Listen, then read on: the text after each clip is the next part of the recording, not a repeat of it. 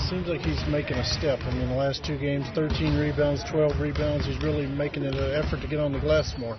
Yeah, it's great, man. The more he touches the ball, the more he's confident. He's really skilled and has a lot of talent. Just got to believe in himself. So he's starting to do that, and being more aggressive, being more physical is really helping our team.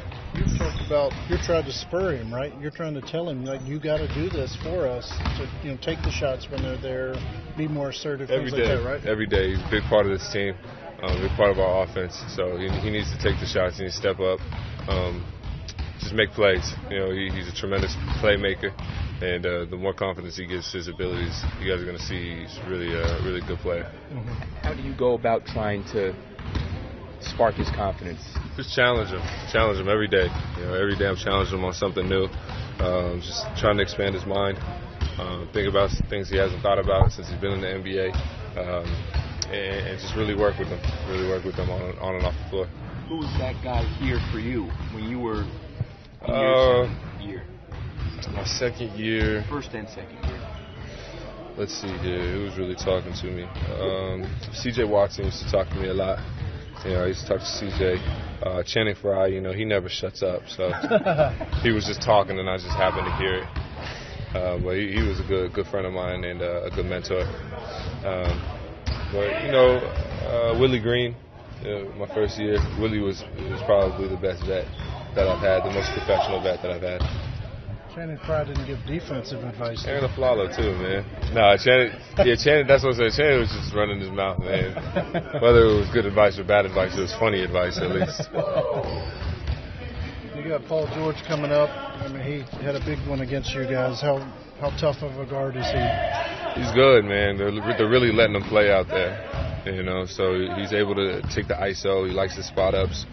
He's knocking the long ball down, and good playmaker, good to the line. So there's not a lot of weaknesses in his game. So he's a tough cover. Do you find it interesting that you're only 23 and yet you're giving young guys advice? Yeah, man, a young vet, man, definitely a young vet. Coming to this team at 18, and then having 5 different coaches, or I don't know how many, 5, 6 different coaches, and a multitude of teammates. I've seen a lot. I've been around a lot of different players. I've been around a lot of different coaching staffs. So I'm starting to see what I would have wanted as an 18-year-old, 19-year-old, 20-year-old even, just growing up in this organization. You played a lot alongside Birch this season and last. What kind of a screener is he? Oh, he's tremendous, man. He's a tremendous screener.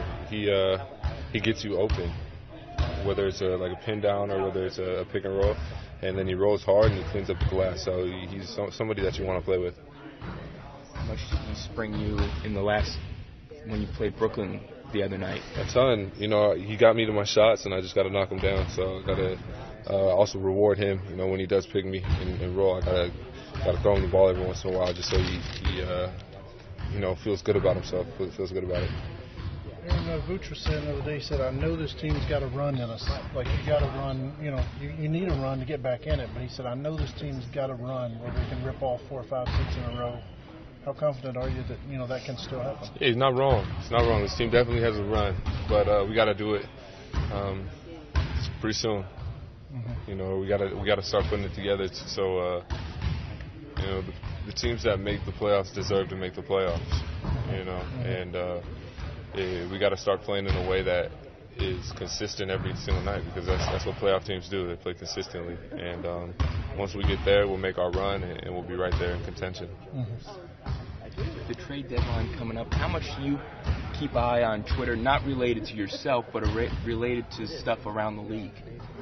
Yeah, I check for Twitter a ton around this time just to see all the trades. It's like it's great. It's just great for the league. It's entertaining, and it's really great for some of the players in the trades. You're happy for some of the guys that get traded, because it seems like they'll be in a better fit, better spot, and change is good.